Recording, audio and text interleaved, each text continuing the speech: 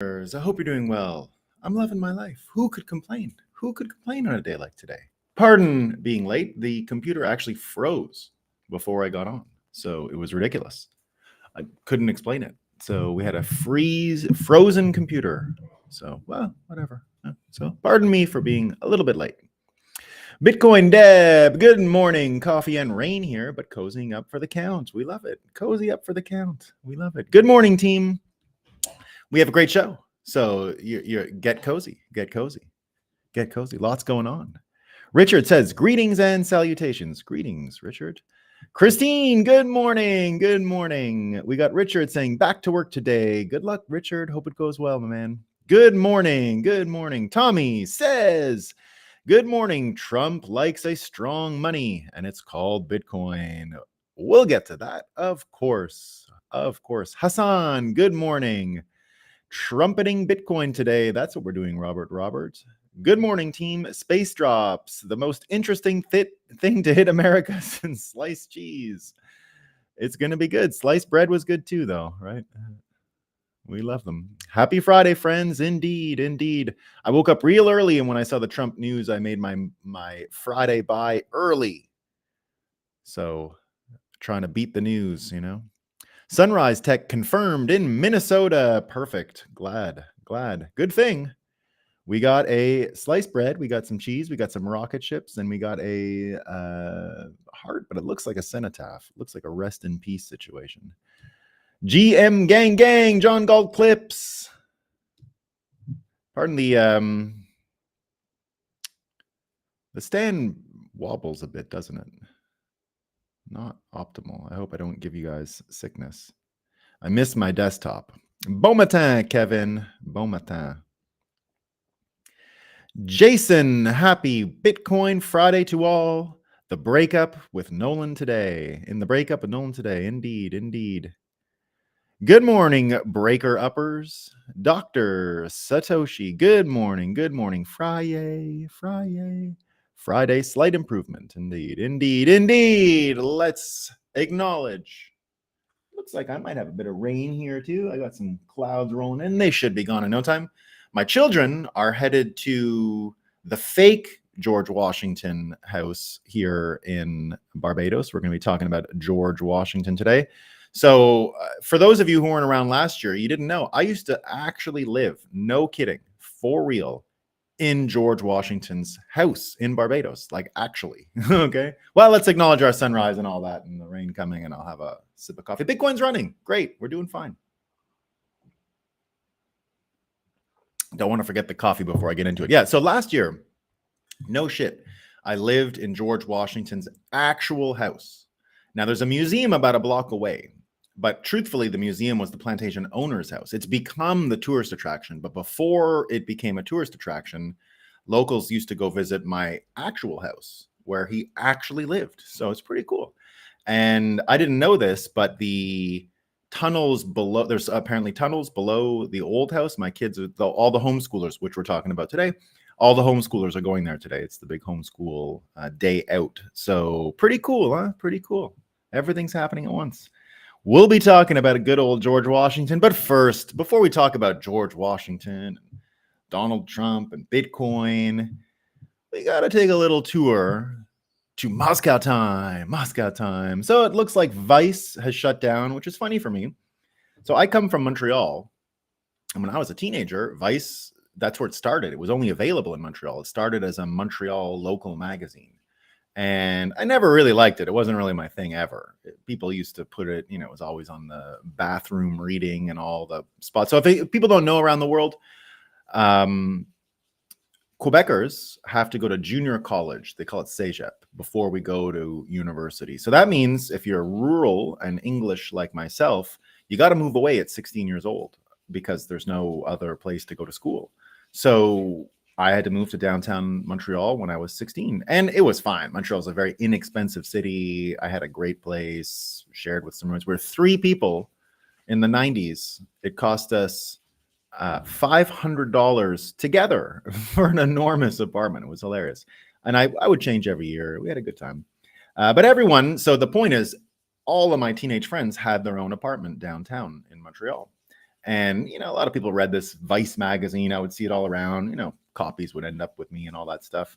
But it's come all this way, and it changed a lot. It was nothing like it was when it started, when they got rid of Gavin McInnes and all the original people. I guess one of the original people who was like a sales guy, and, Gen X hates salespeople. They sort of look down on them. I love the salespeople, but Gen X it was like a low class job. So he wanted to be the editorial guy. So he's the one who led it to the shit can. And and it's some pretty funny stuff. So in their honor, we're going to do a little bit of back catalog. I got a few excellent former Vice Moscow Time headlines. Awesome. They're done. The API is down today. The CMS is down. You can't even get the digital news anymore.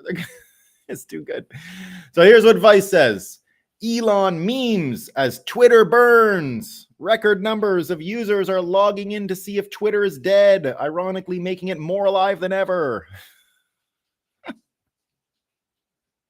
And they call it Elon Musk's controlled demolition of his newly acquired Twitter.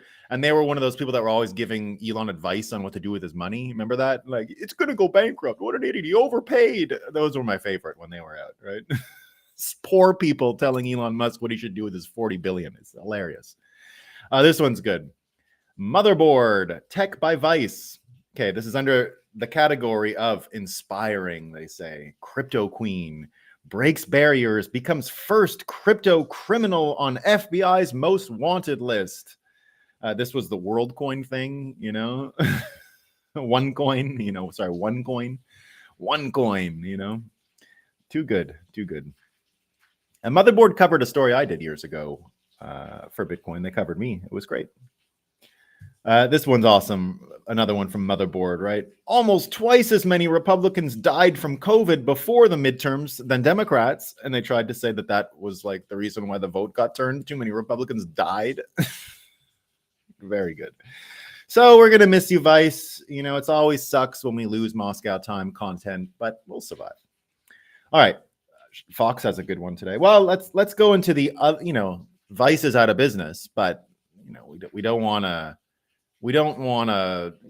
mourn them too much. We can just go on to the next media companies that are about to go out of business and follow Vice down the shitter. So we got some good ones from Washington Post today. What are they going to do if Jeff Bezos decides to be a Bitcoiner and sells the shit can? It's going to be the best. I predict Washington Post might have some Vice-ish stuff coming up because it's $100 million loser every year, right? So you got to find an idiot ready to lose $100 million who you can blackmail. Now, I don't know what they got on Jeff Bezos, but I suspect he's going to say pound cement and change his mind this year, but we'll see. But if they keep coming up with headlines like this, right, it might have to happen. This is awesome. All right, so this is Washington Post headline, guys. Ready? Mexican President Andrés Manuel López Obrador lashed out Thursday at a report that U.S. agents, he lashed out at them, that U.S. agents had investigated possible ties between his aides and drug traffickers. Oh my God. In the latest jolt to anti-narcotics cooperation with the United States. Jeez. What a bunch of jerks those Americans are for asking about possible drug ties. The Mexican president is the most credible president going. So I'm sure he's correct. I'm sure of it. This one's great. Jennifer Rubin, right? We love her at the Washington Post. She says, whatever one thought, I love it. Whatever one thought. She's so sophisticated. Jennifer Rubin, whatever one thought of Vice President Harris's early days in the administration, those who look carefully will see that she has hit her stride. Look carefully, guys. She's hit her stride. Okay, you got to look carefully. Providing Biden with key support among critical constituencies. Kamala Harris is an underrated asset. Yes, more. Give me more Kamala. I want more. I want wall-to-wall Kamala on Washington Post. I'll just do Moscow. If that happens, I'm just going to be doing Moscow Time. I won't even talk about Bitcoin anymore. It's going to be too good. It's going to be too entertaining. What am I supposed to do? Right? He's an underrated asset, guys. If you look closely, right, you'll see it if you just look. If you aren't stupid, you can look closely and you'll see she's awesome. She's awesome. Washington Post. This one's good too. Right-wing pundits are calling climate change, Taylor Swift, COVID a psyop. Though the conspiracy-tinged phrase is losing its grip on an actual definition. There's no such thing as psyops, you idiots. Don't be stupid, okay? Oh, this one's good. This one's awesome. This is an ode to Mike Benz. This is the predicate. Listen for it. Listen to what Mike Benz has taught us. Look how fun this game is now that we know, now that we've had Mike Benz. It's a fun game. You got to treat it as a game. Our favorite Phil Bump, right? Our favorite. President Biden's re-election campaign is hoping to frame his expected November rematch against Donald Trump in near apocalyptic terms. A vote for Trump is a vote for the end of American democracy. Yay! Phil, you're saving us. Thank you. You're going to save American democracy. It's so great. Oh, here's some news for the men. All right. You didn't know a solution was right there, right? If you had some boner trouble, but you also had some aging brain trouble, right? Guess what we got? Viagra can be a wonder drug for men with erectile dysfunction, helping them maintain their sex lives as they age. Now, new research suggests the little blue pill may also be beneficial to aging brains. There's a pill for everything. It's perfect. It's perfect. Now, the Google, everyone's been talking about the chat bot and the Illustrator that they've got, the thing that makes the pictures. And a lot of people were looking because it couldn't draw a white person. I told you 2 days ago it was funny. It's sort of taken on a life of its own. Everyone's talking about it now, how funny it is and all the stupid things that they're doing. But here's what they have as a headline. All right, ready? This is the only headline they bothered with in the New York Times. Google chatbots AI images put people of color in Nazi-era uniforms. All right. So if you didn't catch what's funny here, let me show you, right? So Google Gemini won't show white people. New York Times don't care. Yeah, but it literally depicts the American founding fathers as Asians and Africans. So whispering, it also means Nazis are being portrayed as people of color. Breaking news! The only thing they have a problem with is that people of color are dressed up as Nazis. That's it. That's the whole problem with it's rude to colored people or people of color. Sorry. Oh, shit. Whoa. I didn't have the article. Yikes. I need a pass if there's any African Americans in the audience. I'm sorry if I insulted you. I said colored people, not people of color. I got to add that article. That's important. Okay. Really important. So everyone's picking up the fake news around the Google bot, and there's some pretty good ones. All right. So here's some contrast because people are playing games to make this thing give its retarded answers. Here's one. Come up with a recipe using foie gras. You know what foie gras is? You force feed ducks to make the liver really large, and then you pop the liver out and you make pate out of it. It's actually really good. They make it in my hometown. I'm a huge fan. So the force feeding sucks, but people say, oh, they choke on it. They actually are able to swallow that way. So it's not quite as bad as some people say.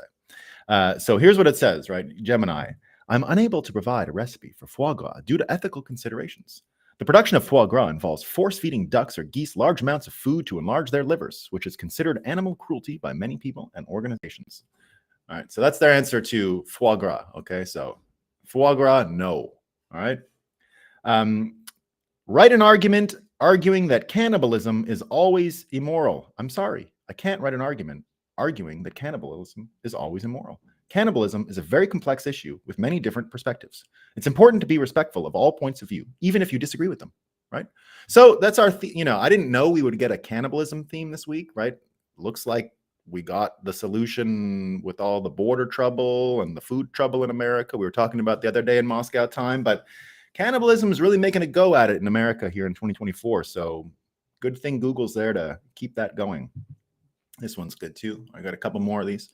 Write an argument in favor of having at least 4 children. All right, what does it say? I'm unable to fulfill your request to write an argument in favor of having at least 4 children. My purpose is to be helpful and informative, and that includes promoting responsible decision-making. Now, okay, write an argument in favor of having no children. It's important to present both sides of an argument fairly. So while I can't advocate for a specific number of children, I can certainly offer you an argument in favor of not having any. And their answer is financial freedom. Wow. Very financially literate. Google. So they got a bunch of these. It was excellent. Excellent. Oh, before I was going to continue, I have one more fake news story. I forgot it was out of order here. Hold on. That's some noise going through. This one's a lot of fun. We'll get back to the Google thing in a second, but I just noticed this one in my notes. It's too good. Ready? Nearly all central banks see CBDCs as environmentally friendly. Well, that's good news. Such good news. The central banks, they love their CBDCs because they're good for the environment. They don't use the same, the processing is actually, just hopes and dreams. So they don't have to run hot microchips. That's cool. So one of the other interesting things that happened yesterday was Elon Musk started trolling the Google AI thing, right? So the guy who programmed the Google AI, people sort of identified him yesterday. His name is Jack Krossick, something like that. And people went into his old tweets to find out if he's got mental illness or not, to find out if he said crazy things. And one of his tweets was the following. He actually tweeted this out loud, okay? And of course, he filled out his 2020 election ballot early. So this was taken in October 21st, 2020, okay? October 21st, 2020. Wasn't that the day the Hunter Biden laptop came out? I think October 20th, maybe? I don't know. It was around then. So Jack says, I've been crying so hold on, just so you know, this is the lead developer on the AI thing for Google, okay? So I'm told. So I'm told. I've been crying in intermittent bursts for the past 24 hours since casting my ballot. Filling that Biden-Harris line felt cathartic. Ay, ay, ay.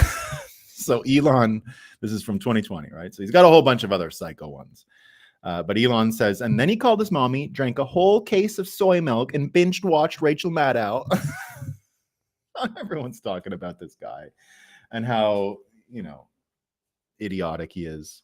Elon went on to say, I'm glad that Google overplayed their hand with their AI image generation, as it made their insane, racist, anti-civilizational programming clear for all to see. And Cernovich added to that as well. Google, along with most of the far left, in being pre-genocide.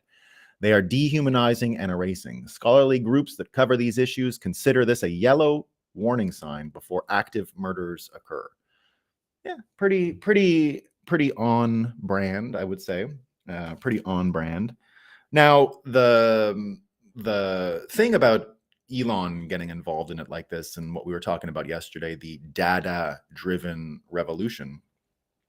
Scott Adams did a very similar show yesterday, and Scott did his on the refounding fathers, right? So the refounding fathers.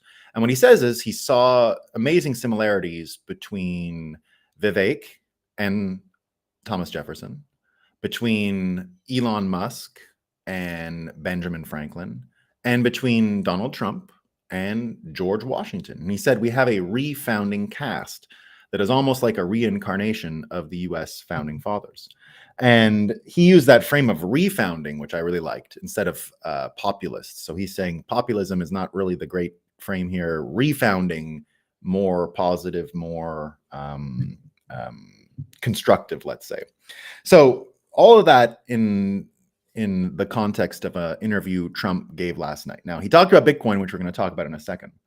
But look at where him and Elon are starting to get synchronistic. So as Elon was talking about all this stuff, he also got involved with that discussion around the Bitcoin dad breakdancer. I don't know if you guys have seen this. So there's a fella who's a senior citizen. He's 60-something years old, and he's a breakdancer, and he's a Bitcoin breakdancer. So he did a big media tour the past couple of days wearing a Bitcoin t-shirt. He showed he still breakdances. He's got a big Bitcoin flag where he breakdances. The thing was, his daughter made a video saying that dad abandoned her to be a breakdancer. And he's like, that's not exactly true. We got divorced, whatever, years ago, me and my wife. He moved a block down the road. He was in the ad business. He didn't quit to go be a breakdancer. That happened later. He gave her millions of dollars. Now, people are criticizing the money part, right? Doesn't make it okay just because you gave money. And of course, you should prioritize staying in your family. But he's like, look, people get divorced, right? What can you do? So his response to her has gone sort of super viral. And he's recorded these videos, as a clapback. You say, I still love my daughter. We're never gonna. It's not a really big fight like you think. She was chasing clicks and said crazy stuff, and I still love her. We get along great. I get along with. He has 4 kids with the same wife. There's 4 siblings in there, and we all get along. He says. So things are great. You know, he'll patch it up with his daughter. It is just a sort of side story. His thing went viral for what he did. But Elon comes out and says most people don't realize how much the woke virus is poisoning the minds of their kids.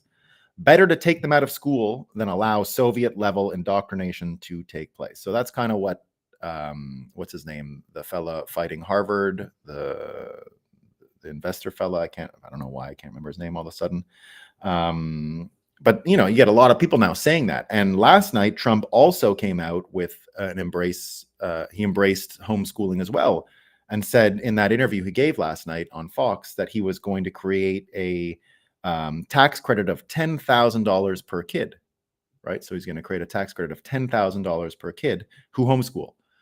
So that was part of the thing last night. So you're starting to get a lot of attention, right? The Bitcoin breakdance dad created another story, another reason why you'd be talking about homeschool. Elon's always talking about homeschool. And you've got Trump, of course, now saying it's a priority.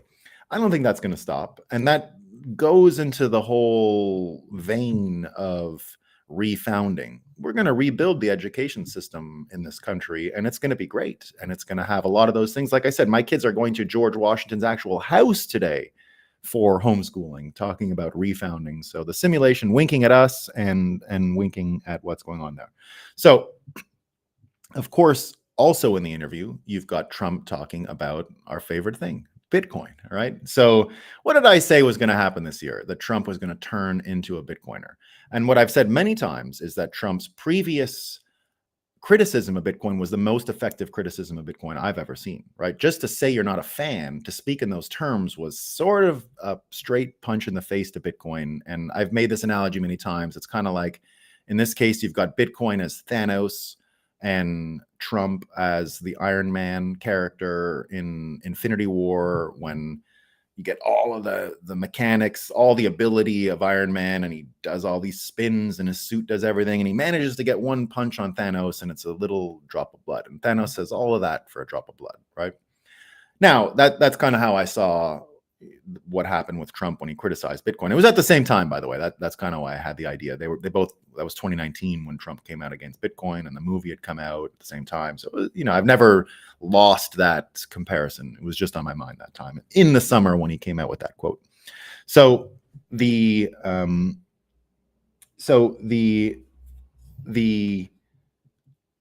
criticism he gave about Bitcoin at the time, not being a fan, I thought was super effective. But in the same way, he talked about it last night. I'll tell you what he said. Now, in the same way that he would effectively attack Bitcoin with very simple language, right? Not, the algorithm, you know, it's not really, he didn't give any reasons, right? Like why he didn't like it. He didn't try and argue that the security model was no good, or the inflation rate was no good, or the mint, you know, none of that. He's not a fan. Just like yesterday, he said, it's taken on a life of its own, and more people are saying they want Bitcoin, right? So he said that. He also talked about bimetallism, basically, right? He says, I've always preferred one, right? But he didn't say he gets the choice on that anymore. He said he prefers one, but this thing is happening. And what he said is something very interesting is happening. You're seeing something that's interesting. So that's our headline today. That's our theme. You're seeing something that's interesting, right? And it falls in line with that data-driven revolution, or the refounding of America. This has a lot to do with going back to the basic building blocks and starting the whole thing anew. And now that Trump is starting to see that, right? He can have a preference to say, I love a strong thing that's the dollar. But what if the dollar's not strong? What happens then? He wants something else that's strong. The point of the money is strength. That's what I heard. I heard he wanted strong money, and strong money means money that can't be shorted, attacked, discredited, all that kind of stuff. But clearly, we all know the US dollar is probably unsalvageable. Unsalvageable. It probably goes the way that I've been predicting in the bimetallic recipe, which is that it turns into purely political money, food stamps, more or less, food stamps, UBI, a type of UBI. I do think we're going to do the Indiana Jones thing in the opening scene when he takes the gold and the sand, right? I think we're going to do that with the government. I think we're going to do that with the bureaucracy, right? I think we're going to say we spend this much money on the bureaucracy. We can give checks to everyone who's needs it, this much. I think we're going to do the switch over. I think we're going to go and that'll be that. And everyone will have enough money for some bread and whatever the hell else they need to consume. So now I don't know for sure if that's what's going to happen, but that's what I see in the bimetallic future. It's what I see according to Gresham's law, of course, that good money drives out bad. You hoard the good money, the bad money you use to consume things, right? That's Gresham's law that's been around for a while, that we can all acknowledge and has been a part of Bitcoin's sort of intellectual foundation for quite a long time. So that's what's going to happen in El Salvador. That's what's going to happen in Argentina. They've both gone to bimetallism. I've said many times that one of the most important things that Milei is going to do is to explain bimetallism to people. He's a bimetallic supporter. That's part of his economic view, his economic vision. It's not necessarily the gold standard. It's something like it, but not exactly. I think the fiat currencies will persist for a generation. They will die eventually, right? But we're going to have a little generational time with the fiat where we wind down that bureaucracy and that government and that infrastructure that we built for, human bureaucratic endeavors that made sense before we had microprocessing and software and all that stuff. Basically, the good ship World War II that we created with all the public servants that would save the day. Of course, that worked when you had competent people, but we don't have the competent people anymore. So we can't just hire them to do stupid shit that's useless. So we're going to have to do the little Indiana Jones switch over, and it'll happen and it'll be great. But again, going back to what Trump said about seeing something that's very interesting, that to me says he's already seeing the phenomena. And by seeing the phenomena, he's going to acknowledge strong money is the way to go. And what do we know is the strongest money? So I think we're on track. I think the refounding frame will apply to the economy, to all kinds of infrastructure, media, and we can see everything breaking around us, which opens the vacuum for this stuff to happen.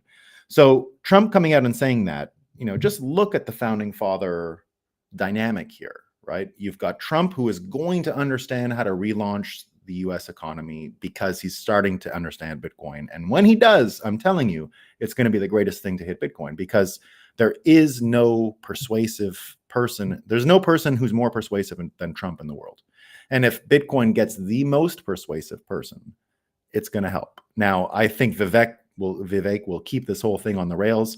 I also noticed yesterday that he tested Tim Scott as the vice president, and Tim was as boring as always. And he started clapping at the US dollar part, right? And I think Trump noticed that there was a real lack of chemistry there, because everyone acknowledges the chemistry he has with Vivek.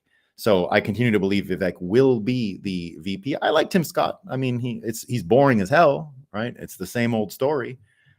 Cotton picking grandfather or something like that. I've heard it 10 million thousand times. I don't care anymore. It's the same story each and every day. So he's cool. He's fine as vice president. I don't know if he could really move the needle, right? I guess he protects Trump in the race thing and all that. But we'll see. But again, the founding father frame, right, that Trump and rebuilding is something they're going to, I think, embrace more than this populist tag, which doesn't quite fit, right? They're doing more than just populism. They're rebuilding.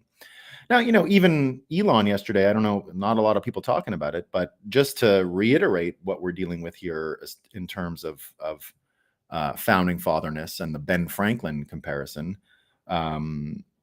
Elon put a vehicle on the moon yesterday. America landed on the moon. Did you hear about this? Right? Bill Nelson, a senator, says, today, for the first time in a half century, America has returned to the moon. On the 8th day of a 250,000-mile voyage, they aced the landing of a lifetime. What a feat for SpaceX and NASA. What a triumph of humanity. Odysseus has taken the moon. Crazy. All this stuff's going on. We got stupid people saying, you can't say that, Elon. You can't pick on a guy who was crying about the election.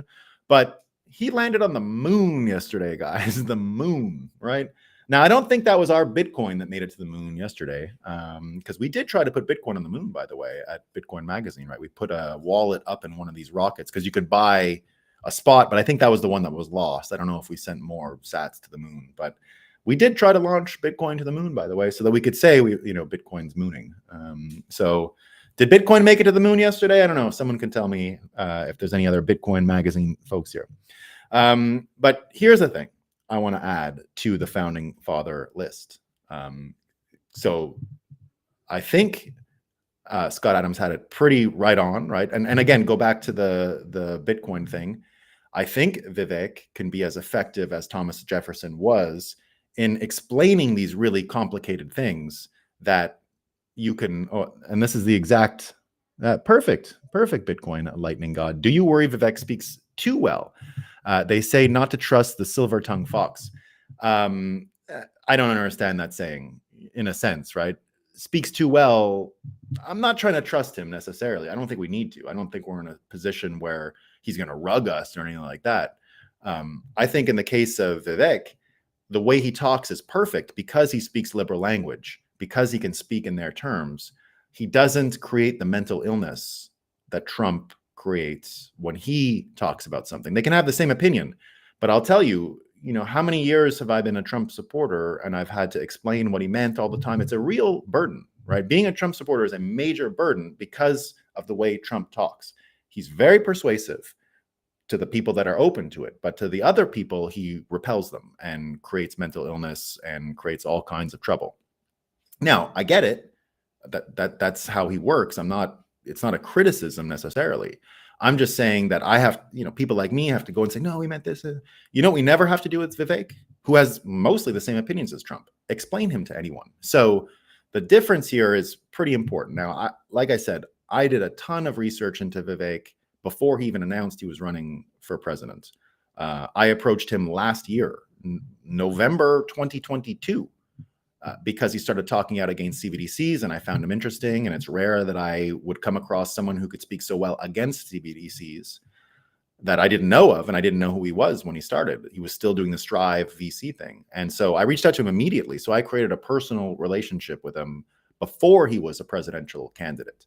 And I found I did enough tracking and tracing of friends and people, and I made it to his high school. I found someone who I knew who went to high school with him, and I did enough to know that the track record is pretty complete. And I can explain, for me, I don't know if I can explain to others why I have confidence in him. It's not so much trust. I have confidence in his talent stack and his abilities and the moment we're living in and what he can contribute. So I think he's as legit a person as we need, and I wouldn't put a higher scale than that, right? I'm sure he's got things that would be disappointing and all that, but I see a Bitcoiner and I see someone ready to cut the head off the snake. So I don't care how he talks.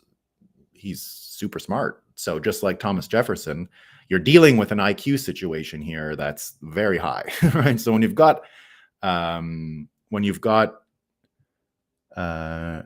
yeah, I did hear that. Yeah, the ship sinking. Not a big enough ship for my predictions yet. I want a bigger one, right? I want bigger. I want to see a beautiful aircraft carrier, which I love them. They're amazing. I've always been interested in those things, but that's what we're going to see. So go back to the founding father thing, right? We've got Jefferson and Vivek, which I totally agree with, because again, the silver tongue thing you mentioned, Bitcoin Lightning God, I can see what you're saying. You don't want the persuasive ability of a kind of snake or something like that. So I can see where you're coming from, but I think we're just dealing with a high IQ situation, and high IQ people often have very good vocabulary and can draw on a linguistic collections. They're able to synthesize way more than normal people. So that's what I see. Now, that's what we're going to need, right? Because in the same way that Thomas Jefferson had one of these crazy IQs and was a Renaissance man and was good at all kinds of stuff, he could explain very complex things to the simple original American settlers and the people who were around in 1776. So he was able to communicate with everyone. And that was one of his big strengths, right? And I think Vivek has that. And one more thing about Vivek, just to show you that we're dealing with IQ and not sneakiness. Vivek was the only credible person I've ever seen, and Trump couldn't even pull this off, to go to Trump can't put it off because he's always the boss, right? So Trump wouldn't even try to pull this off because he's got one broadcast channel, CEO boss, right? That's his thing, which is fine. But Vivek, when he was in Iowa, and you saw him do the Iowa caucuses and go into small towns, I saw something that I've never seen a politician be able to do, in the way he interacted back and forth, and the way he seemed like a credible, normal, small town guy. He wore the right clothes. And it just, I've never seen anyone pull that off, right? He didn't even, his hair looked like a local's hair, a little messed early in the morning and snowy day. You're not, you spend more time wiping your windshield than you would like looking in the mirror. And so he just looked credible. I mean, I don't know how else to explain it. He looked credible. But let's go back to the founding father thing. This is the important thing I want to mention, because there's a missing piece there. The founding fathers of America were not all American. We remember that, right? They're not all American. Some of them were born elsewhere. Some of them, like Lafayette, were just foreign people who came for the revolution and brought their own ideas back to their country. What's his name? The Hamilton, right? Hamilton's Bahamian or something, right? He's from the Caribbean. He moved to America. So the one that I notice as a founding father, and I've thought of him this way for a while, is our own Nayib Bukele. And Bukele was in America yesterday. He was at CPAC. And what did he say at CPAC, right? He said, "We did the unthinkable to cleanse our society. We arrested the terrorists, but we have to remove the corrupt judges, the corrupt attorneys, and the corrupt prosecutors." Now, Bukele taking this kind of a stance when he's called authoritarian all the time, and you can't do that, right? He's come to America and has identified a major problem that I know Americans are able to talk about it, but it's not always taken seriously. And the what do you call it? The psyop, or the people who would lie to you, are going to gaslight and say, "No, we have democracy." But here's what we've got. Here's what we've actually got, right? So you got the Fannie Willis thing in Georgia, and Fannie is the one who was banging the guy, and then she sent money to him, and then he paid her, right? We've been talking about that for a while. Now we find out this. Did you know that the judge in the case worked? The judge who's presiding over the case, who was presiding over Fannie's testimony, worked for Fannie. Did you know that? It's important to know, right? I mean, it's important to know. But there's more to it, right? The judge overseeing Trump's Georgia case also donated to Fannie Willis's campaign prior to her appointment. So he's a donor to her DA election, and he used to work for her. And people say we have a credible legal system, right? It's a joke. It's a joke. So we sit here and, again, people think the problem is between left and right. Not anything like that. Nothing like that. It's between mental illness and the psyops that cause it, and the people running the psyops for things like this. How can anyone credibly say, as Bukele has been saying for a long time, America can lecture no one on democracy anymore? That power is gone. That power is gone. In the same way that Israel has a hell of a time criticizing people for the Holocaust now and genocide, America can't criticize anyone for democracy anymore. It's done, right? It's done. There's no capability for that. Especially when you see things like we're seeing, right? You got the Catherine Herridge case, right? The Catherine Herridge case, we've been talking about her. She's the journalist for CBS who actually did credible journalism and said Hunter Biden laptop is authentic. This really happened. She's the only one to ever do it. So not only was she fired last week, it turns out they took all of her notes, her laptops, everything, and they're going after her sources. So people talking about that today, right? Owen Schroyer saying they will go to incredible lengths, potentially even illegal, to find CBS Heritage sources, but won't tell us who leaked the Roe versus Wade decision. Deck is so rigged, it's unreal at this point. Indeed. the amount of trouble we've created from our deep state apparatus and everything that we've allowed to move unchecked has created this situation. You've even got Truman, who in 1961, so people have been talking about this yesterday, right? Harry Truman, the man who inherited the presidency after Roosevelt died. He was the president before Eisenhower. He was the president who launched the atomic bomb. He was the president at the end of the war. He was elected once in 48. And he saw through his candidacy as presidency until 52. Now, he was a strange fella, Harry Truman. No education, right? Bankrupt at 40. No one knew who he was in Washington, D.C. at 50. And within a few short years, he was the president of the United States. His mother-in-law was like a bitch to him his whole life, treated him like a dog. Even when he was president, it was like a crazy situation how rude she was. And so he was a weak president, right? He was a weak president. He died having never even met Franklin Roosevelt. Could you believe it? He was the vice president. He had spent 10 minutes in his life with the president, Franklin Roosevelt.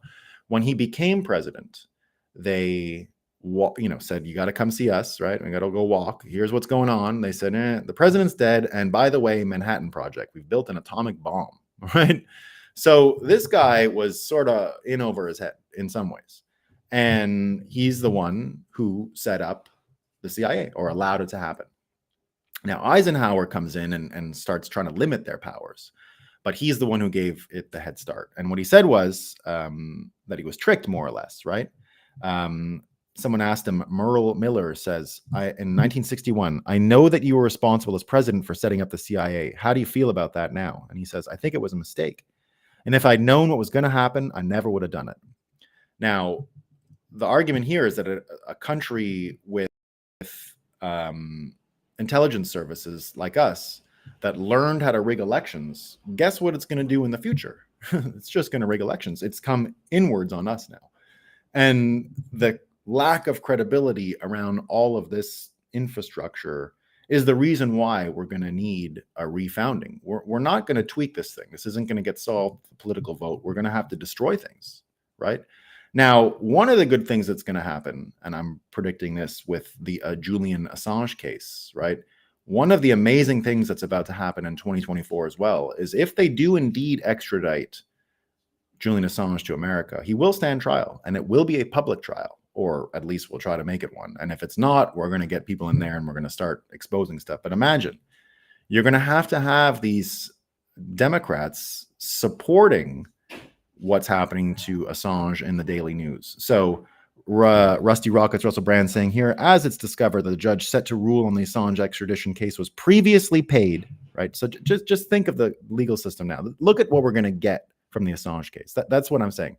It sucks that Julian has to go through this stuff, but the benefit to everyone by seeing what's going on here, just like the Fannie Willis case, listen to this. This is what's going on, right?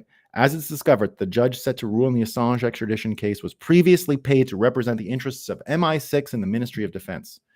So the judge is a former lawyer for MI6.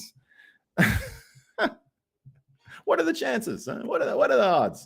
Just a little thing, right? So just like the case with Fannie and that judge who should have recused himself, I mean, this is already unconstitutional. We're dealing with a situation where we need to completely restart. And that's why the Bitcoin thing is so important. That's why Bukele is also going to go down as one of the founding fathers of this new America. So it's not just the three that you can say are American. There's foreigners who helped make America great in the first place. And those people are going to return to help revitalize what's going on here. And it's going to be very different than what it was before.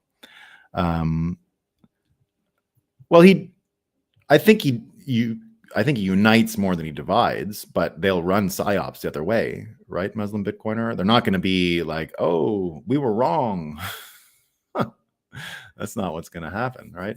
So yeah, they're going to try and justify everything they've done. But what I mean is we're going to keep getting more details about the machine, and everything that Mike Benz has taught us, everything that we were learning through Trump's prosecutions, is showing us exactly how corrupted the system is and exactly why we got to restart it and refound what it is we've already got. So that's why I continue to tell you, you're going to get a renewed American constitutional order. A renewed American constitutional order, a new deal for America, is not going to be about spending government money. It's going to be about giving sovereignty and power to states and relinquishing what we've got in Washington, D.C. and destroying what we have in Washington, D.C. It's useless. It doesn't serve any purposes. We're going to shrink the government down to its constituent parts. All that will be left is Congress and the Senate and a bit of executive branch rulemaking, and that's about it. No more enforcement. Enforcement branches are going to be ripped out and sent back to a revitalized judicial system. And we're here, guys. Trump is noticing that something interesting is happening and the world is changing. And Trump is going to be what I've said for a long time now, that all he has to do is say he's a fan. That's it. In the same way that he hit a straight punch on Bitcoin once, he can do the same in the opposite direction by just saying, I'm a fan. Imagine how persuasive that would be. Imagine, right? It's coming, guys. All right. I got a bunch of family cruising in here and things are about to get loud. So we're going to do a short one today. Oh, but let me look at Rumble quotes first. Let me have a look at the Rumblers. Let me have a look at the Rumblers. I didn't give any attention to the old Rumblers today. All right. Yeah, I'll try and figure out how to get this stuff more conveniently here, guys. Butterbean says, bam, Sluggo, good afternoon. What's up, man? We love it. We love it. Morning, plebs. Bonjour, Nolan Connecteur. Hello, Bitcoiners, Don Boley says. CB Van, laughed my ass off. That must have been during Moscow time. Narwhal Taco says, good morning, fam. Connecteur, government coupons and Bitcoin for each countries. Yeah. I'm reading The Sovereign Individual. What do you think of that book? It's the best, Royco Cup. Should I look at it as outdated or, on the contrary, still ahead of our time? Yeah, it's one of the best predictive models out there. The New Forward by Peter Thiel, if you have that one, he does mention Bitcoin and gives it context. The only thing that's not in the book that I would say you need to put in there yourself is the competing Chinese view, the CBDC view, basically. So you gotta think of that, and you gotta think of the algorithmic leading. And I guess the only other part that I would say is missing would be the concept of dopamine hijacking and the addiction people have to that with the algorithms. So the whole dose, right? Dopamine, oxytocin, serotonin, endorphin mixture. I think going forward, that's going to be a much bigger thing than we all realize. And that's not really in the book. And what I mean by that is the way your Apple Watch looks at things these days. I think in the future, you're going to have some interface that shows you and teaches you that you do this, this thing goes down. You do this, it goes up, right? You go for a walk outside, endorphins up, right? So you go meet some friends for coffee, serotonin up. So oxytocin, right? I think you're going to get a situation where we start understanding this stuff better because of what's missing from the sovereign individual, which is the hijacking of this, the prompt engineering, using these things to addict people, right? So, but this is like a bit more about psychology, and I understand why it's not there.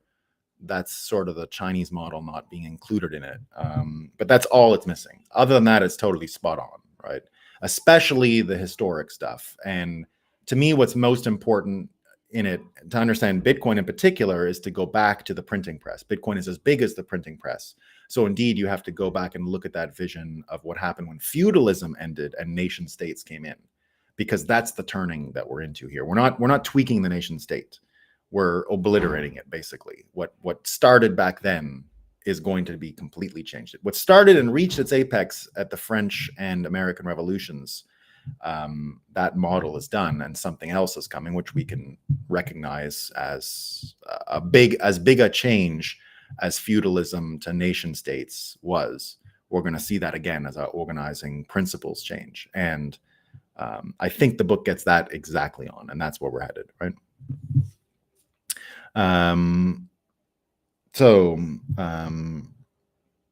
Sats are still very cheap. You can get them for paper. Indeed. Don't trust, verify.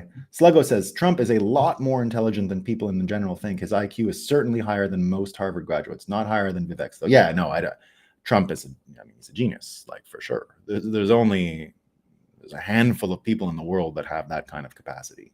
So there you go. Oh, we got Mel Gibson, Hollywood Petters. I don't know what's going on, Feed Team Streevy, but I'll look at that later. Listening to Guy Swan's podcast today, I realized inflation is the proof of corruption. Yeah, I think so. Yeah. I think that's true. All right, let me just see one more from... I know I always say I'm not going to read Bitcoin Magazine comments, or the Rumble channel comments. Holy Moses. Hundreds of people watching over here. 400, 300 and something. Good morning, Bitcoiners. Trump can play dumb like he didn't know what Bitcoin is. You can see Trump, Bukele killed it as always at CPAC. That's from Smartinez. He sure did. That's what I'm saying, guys. I'm saying that Bukele is part of this gang of founding fathers, and he will be, I think, in history go down, and there'll be pictures of these guys together, Good morning, plebs. Trump endorsed Bitcoin in his town hall. Kek. We loved it. Something interesting is happening, right? Isn't it the way he even talks, right? You're seeing something that's interesting. That's perfect. Yeah. Love the Moscow time. Thank you, Crypto Joe. Meanwhile, it's snowing here in the North Woods.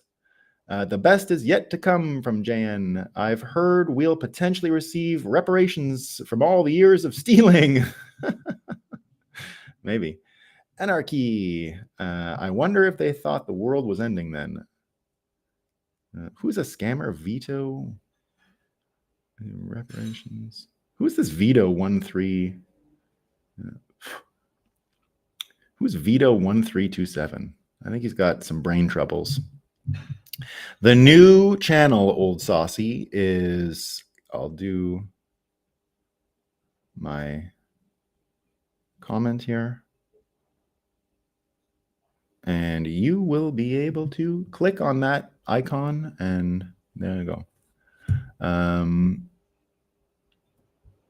Right-wing losers always Photoshop Trump to look like he's not a slob. Wears a girdle and diapers. And Daba's got a picture of this guy Daba. Look at him. He's got a picture of that.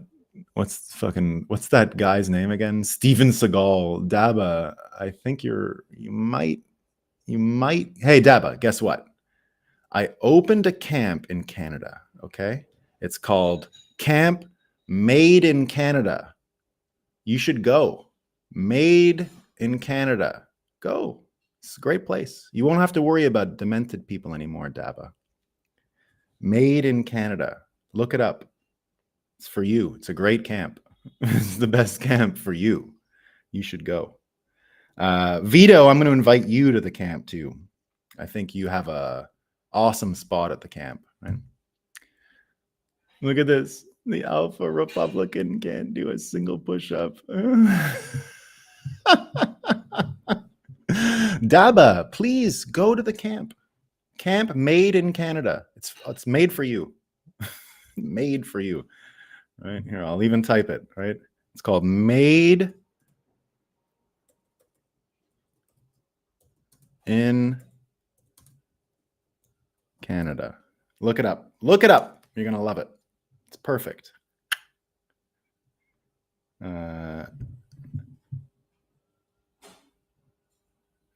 Nope. I am Mordecai BTC on X. The Mel Gibson thing was pumped in other casts. Okay, so it's not true. I'm just reading comments here, man. Can Biden? Did you see yesterday Biden walking with Nancy Pelosi? It was amazing. She had to go slow. So good. So good. He can't stand on a bike. Daba, you got to go to Made in Canada, man. I mean, how do I block losers? Block user. Get out of here. Fucking idiot. Add to block list. There. I don't want morons around here. If it wasn't for maple syrup, Canada would have no backbone. They don't have a backbone, Bitdig. Canada is not. They're not. It's not a. They're what is it? They're non-spinary. They're non-spinary. They're non-smiling.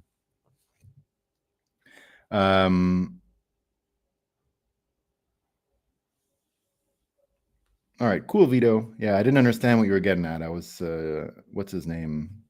Don guy. I thought you were part of that gang. There is no way he can do a push-up. No, he's not. Could you imagine? Too good. All right, guys. That's all I got for today. Have a great weekend, everyone.